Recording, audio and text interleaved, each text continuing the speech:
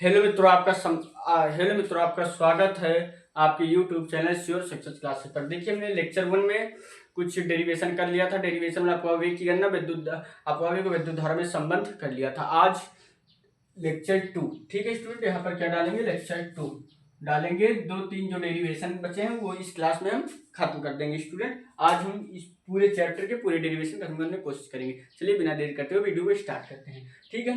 तो उसके बाद तीसरा डेरिवेशन आज पढ़ेंगे, अपवावेग और विभवांतर में संबंध। अपवावेग विभवांतर में संबंध, अपवावेग व विभवांतर में संबंध, विभवांतर में संबंध चैप्टर कक्षा 12 मैथ में पढ़े होंगे, जो मैथ वाले स्टूडेंट होंगे, जिसको रिलेशन बोलते हैं, हमने भी पढ़ाया है, ठीक, जाकर पढ़ सकते हैं। देखिए, अब विभवांतर ये बहुत ही मोस्ट इंपोर्टेंट है स्टूडेंट। इसको क्या कहते हैं, मोस्ट इंपोर्टेंट मतलब ये कंफर्म आएगा, ठीक है। मोस्ट इंपोर्टेंट लिख दिया मैंने, इंपोर्टेंट। अपवावेग और विद्युत धारा में विभवांतर में संबंध, इसमें कुछ नहीं है। तो एक सूत्र, चलिए एक ही स्टेप का है, आपके लिए 2 स्टेप बना देते हैं। V/L सूत्र क्या होगा, VD बराबर होगा, ठीक है, अरे VD क्या लिख रहे हैं, देखिए दिमाग की, E बराबर हो गया E टाउ VD/ML। ये हमारा क्या होगा स्टूडेंट, अपवावेग और विभवांतर में संबंध हो गया, E टाउ VD/ML। ये आपको याद है ना। भैया 2 ही स्टेप करने, भैया अब हम क्या ही करें, इसमें 2 ही स्टेप दिए हुए हैं, दिया तो एक ही था, हमने E बराबर V/L लिया। आप कहोगे V/L का है, हमने अपवेग की गणना बताई थी। अपवेग की गणना क्या होता है, E टाउ इलेक्ट्रॉन, E विद्युत क्षेत्र और टाउ बटे M रहा, तो उसमें हमने V/L इसमें देखिए ऐड कर दिया। बस 2 ही स्टेप का है। अब उसके बाद चौथा है ओम के नियम का सूत्र पढ़ेंगे। ओम का नियम आप कक्षा 10 में पढ़कर आए हैं, मैंने भी पढ़ाया है।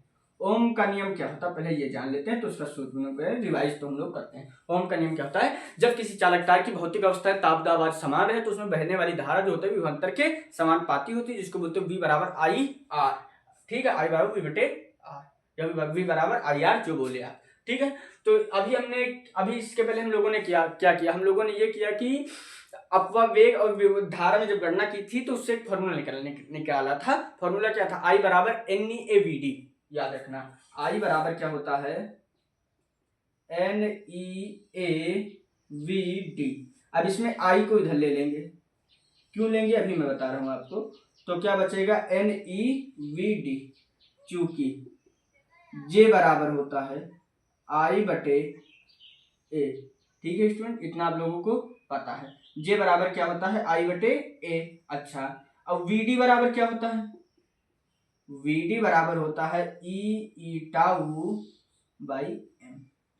ये बातें आपको पता है, मैं आशा करता हूं, क्योंकि मैं इसको पढ़ा चुका हूं। अब यहाँ पर रखें, I बटे एक जगह हम J रख सकते हैं, J रख देंगे। NE इसकी जगह क्या रखेंगे, E टाउ बाई M, ठीक है स्टूडेंट। एक स्टेप और नीचे कर लेते हैं, J बराबर N अंदर गुणा करेंगे तो NE square E tau by M, इतना निकलेगा। अब समझना, एक और फॉर्मूला होता है NE स्क्वायर, देखिए इतना होता है, ऐसे समझिए आप, चूंकि एक और फॉर्मूला होता है N रहने दीजिए, E स्क्वायर क्या होता है, E tau by M, NE square होगा, क्या होगा स्टूडेंट, यहाँ पर NE स्क्वायर होगा, तो NE square tau by M, ठीक है, NE square tau by M, NE square, sorry यहाँ पर हम लोगों ने क्या गलती की, समझिए। यहाँ पर एक बार फिर समझते हैं, ओम का नियम, I बराबर क्या होता है, NeVD होता है, तो I बटे A की जगह NeVD, इसकी जगह हम लोगों ने J लिखा, ठीक है। VD की जगह हम लोगों ने ये लिखा, VD की जगह E टाउ बाई क्या होता है, M होता है, ठीक है। तो NE square E tau by ये हो गया, ठीक है। अब क्या करेंगे भैया, आगे क्या करेंगे, आगे समझना क्या करेंगे, ठीक है। इसके बराबर क्या होता है, चालकता, ये क्या है स्टूडेंट, चालकता। देखिए आराम से आप लोगों के लिए हम बता रहे हैं स्टूडेंट, ठीक है। तो फाइनल हम क्या निकालेंगे, इसकी जगह समझना आप, E square tau by M, E निकाल लेते हैं बाहर, ये तो फॉर्मूला है हमारा, ठीक है। E निकाल लेते हैं बाहर, तो चलिए ऐसे लिख देते हैं, ठीक है। E निकाल लेते हैं बाहर, तो टाउ बराबर इसकी जगह E रख सकते हैं, इसकी जगह क्या रख सकते हैं, चालकता, और इसकी जगह E, बस यही हमारा ओम का नियम का सूक्ष्म रूप है। सावधानी से करना है, एकदम सावधानी से, नजर हटी दुर्घटना घटी। इतना NEVD करके कि आप कंफ्यूज हो जाएंगे। NEVD थाई बटे ए, जे बराबर होता VD बराबर E टाउ बटे M। याद रखना E square tau by M होता चालकता के बराबर। चालकता क्या होती? सिग्मा। ठीक है, तो चालकता बराबर सिग्मा E। यही हमारा क्या हो गया फाइनल आंसर। अगर आप इसको वेक्टर फॉर्म में लिखना चाहें तो J वेक्टर बराबर सिग्मा E वेक्टर, आप ऐसे भी लिख सकते हैं, कोई प्रॉब्लम नहीं, कोई दिक्कत नहीं। अब लास्ट टॉपिक 1 मिनट स्टूडेंट देख लें, आईडियो वीडियो क्लियर आ रहा है? आई होप कि आईडियो वीडियो क्लियर आ रहा होगा। ठीक है, तो चलिए देखिए, आसान भाषा में मैं ला रहा हूँ, ये कहीं लिखा नहीं है। ठीक है, बुक में देखिए बहुत उस तरह दे रखे हैं, तो आपके लिए मैं खुद ही इस पर मेहनत करता हूँ, रिसर्च करता हूँ, तो आपकी कितनी आसान भाषा से आपको मैं समझा सकूँ। चलिए आप इसका स्क्रीनशॉट ले लीजिए स्टूडेंट। आई होप कि आपने इसका स्क्रीनशॉट ले लिए होंगे। अब पढ़ते हैं लास्ट, जिसको बोलते हैं व्हीटस्टोन सेतु। बहुत ज्यादा इंपॉर्टेंट है, अगर इस चैप्टर में सबसे इंपॉर्टेंट बोले तो वही है। अगर मैं फिर कह रहा हूं, अगर इस चैप्टर में सबसे इंपॉर्टेंट कुछ भी है याद रखना तो वो व्हीटस्टोन सेतु। इसको आपको तैयार कर जाना, 6 मार्क्स में पूछ सकते हैं, 4 या 6। तो आगे क्या पढ़ेंगे? व्हीटस्टोन सेतु, व्हीटस्टोन सेतु। अब ये क्या है? ये कौन सी नई बला है? थ्योरी में आप पढ़कर आए होंगे, आशा करते नहीं हम नहीं पढ़ा। व्हीटस्टोन सेतु, पहले इसका हम डायग्राम बनाएंगे स्टूडेंट, ध्यान से समझना। ठीक है, अलग अलग लिखा रहता है, मैंने एक में ही लिख दिया। तो इसका डायग्राम बनाएंगे सिस्टमैटिक एकदम, थोड़ी बढ़िया समझाएंगे आपको। यहाँ पर कुंजी लगाते हैं,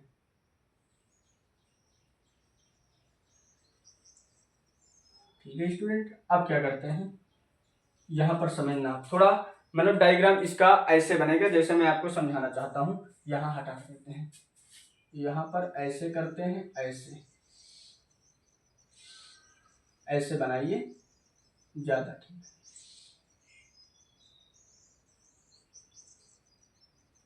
देखिए भैया बहुत दिक्कत बनाने में बन गया है। इसके बीच में हम क्या लगाते हैं? गैल्वेनोमीटर जी लगा देते हैं। इसका नाम ABCD।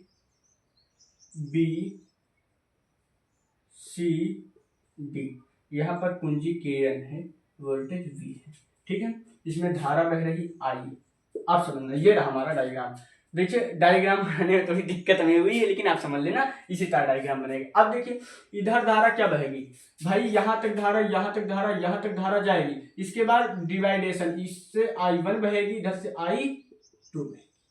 समझ में आई बात? आशा करते हैं कि आपको ये बात फुल समझ में आ रही होगी। अच्छा, अब कहोगे भैया इसमें प्रतिरोध लगा है, हम कहेंगे हाँ भैया बिल्कुल लगा है। आप कहोगे इसका क्या नाम दे? अरे भैया PQ SR कुछ RS दे दो। क्या देते हैं? PQ SR दे दो, SR दे दो, कुछ भी नाम दे सकते हैं। अब देखिए PQ SR इसलिए दिया क्योंकि हमारी बुक में दे रखा है PQ SR। ठीक है, तो अब इसकी क्या करते हैं? रामायण लिख लेते हैं, चित्रानुसार लिखेंगे। चित्रानुसार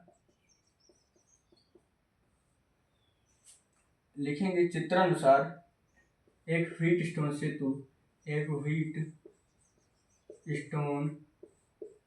सेतु में एक समांतर चतुर्भुज, एक समांतर चतुर्भुज ABCD, एक समांतर चतुर्भुज ABCD है। देखिए ABCD है, ABCD है, जिसमें A व C के बीच, A व C के बीच, A व C के बीच इसको बैटरी V तथा कुंजी K1 लगी है, K1 लगी। देखिए ये रहा हमारा A, ये रहा हमारा C, इसके भी बैटरी V और कुंजी क्या लगी है? K1 लगी है। अच्छा ठीक है, ठीक है। देखिए स्टूडेंट यहाँ पर आने जाने की प्रॉब्लम रहती है, इसलिए देख कर जाना पड़ता है। ठीक है, नीचे कर तो आप उसमें समझना है। ठीक है, तो देख कर जाते नहीं कहीं गिर जाए।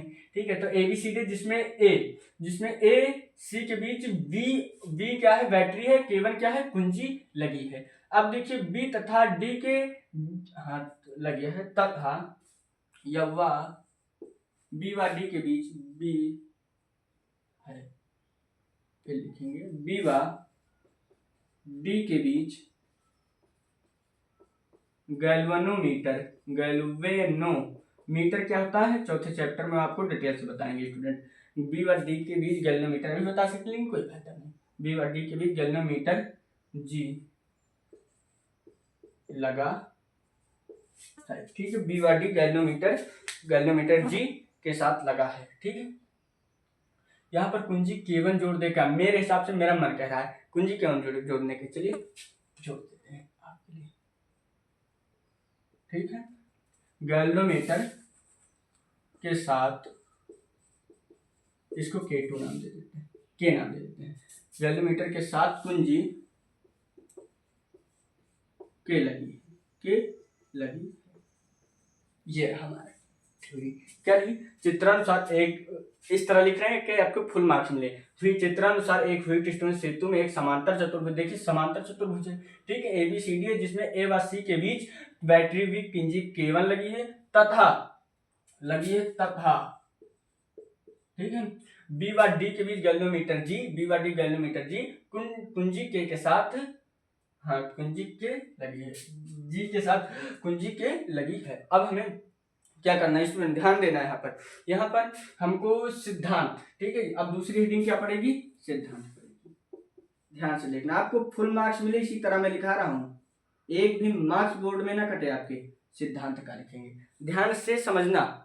ठीक है, मैं देखिए कोई बुक में इस तरह नहीं लिखे हुए स्टूडेंट, मैं अपने हिसाब से लिखवा रहा हूँ आपको।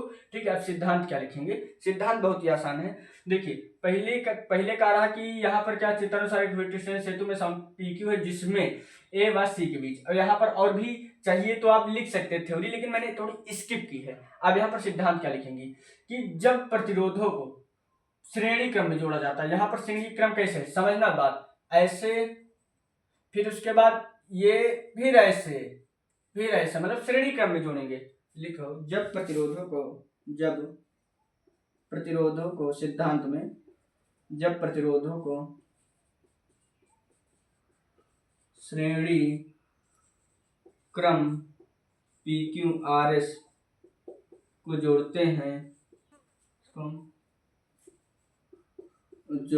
एक एक थ्योरी के माध्यम से आपको समझाएंगे कि मैं जितनी लाइन लिखूंगा उसका मतलब बताऊंगा। जब प्रतिरोधों को श्रेणी क्रम PQRS में जोड़ते हैं, जब PQRS में जोड़ते हैं तो इसमें क्या होता है भाई, जब प्रतिरोध जोड़ेंगे तो क्या करेंगे, धारा प्रवाहित करेंगे। ठीक है, तो उसमें धारा प्रवाहित होती है, तो उसमें प्रतिरोध क्या होता है, धारा को रोकता है, तो उसमें धारा प्रवाहित की जाती है, धारा प्रवाहित की जाती है। अच्छा, की जाती है किस लिए की जाती है, जिससे जो हमारा गैल्वेनोमीटर है इस पर कोई विक्षोभ न उत्पन्न हो और ये कैसे हो, संतुलन की अवस्था में हो। ठीक है, जिससे गैल्वेनोमीटर पर लिख देंगे, मैंने आपको पहले ही बता दिया, जिससे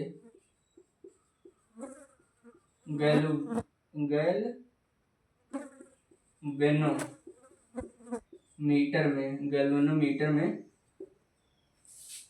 कोई विक्षोभ उत्पन्न न हो और यह संतुलन की अवस्था में रहे, और यह संतुलन की अवस्था में हो। अच्छा भैया, ये हम संतुलन की अवस्था PQ/RS ये हमें प्रूव करना है। ठीक है स्टूडेंट, तो आशा करते हैं आपको समझ में आएगा। देखिए बहुत आप YouTube पर देखते हैं तो क्या करेंगे, ये रामायण लिख कर लाएंगे तो आपको याद करना पड़ता है। ठीक, देखिए मैं एक एक लाइन लिखवा रहा हूँ अपने हिसाब से, उसका मतलब भी बता रहा हूँ, कुछ नहीं रटना, कुछ भी नहीं रटना, जो रटा है मत पढ़िए। फिजिक्स फील करिए, क्योंकि आप JEE IIT का आगे तैयारी करेंगे तो उसमें फील करना होता है, फिजिक्स को कॉन्सेप्ट बनाकर समझिए। देखिए मैं एकदम कॉन्सेप्ट बता रहा हूँ। अब आगे देखिए, तो किरचॉफ का नियम लिखाएंगे KVL से, चूंकि KVL से किरचॉफ के नियम से लिखिए, नहीं आप शायद ना समझे, किरचॉफ के नियम से किरचॉफ दो नियम, संधि का नियम, धारा के नियम क्या होता है, समस्त धाराओं का योग शून्य होता है, सभी लोटतत्वों का बीजगणित योग शून्य, दो नियम है। तो इसमें क्या होता है समझिए, एक धारा आईपी वही इधर आईपी, अच्छा भैया आईपी या पी आई माइनस, माइनस क्यों, देखिए इधर इधर इस दिशा में, इधर इस दिशा में विपरीत बह रही, विपरीत बह रही, I2 इधर बह रही है, ठीक है। तो अब यहाँ पर एस आई समझना स्टूडेंट, यहाँ पर समझना, यहाँ पर एक मिसप्रिंट होने वाली अक्सर हो जाती है, पी आई एस आई। चलो पहले ऐसे लिखते हैं, बराबर समस्त धाराओं का योग शून्य होता है, पी आई बराबर एस आई, समीकरण 1 बोल देते हैं, ठीक है स्टूडेंट। अब समझना दूसरी बात यहाँ पर समझना कि अब की यहाँ पर लेते हैं, पहली बात तो हमारी ये हो गई, ठीक है, पहली बात हमारी हो गई, पुनः केवीएल से, पुनः केवीएल किरचॉफ ऑफ लॉ से, ठीक है, शॉर्ट में इसको कहते हैं। अब क्या करेंगे समझना, अब यहाँ पर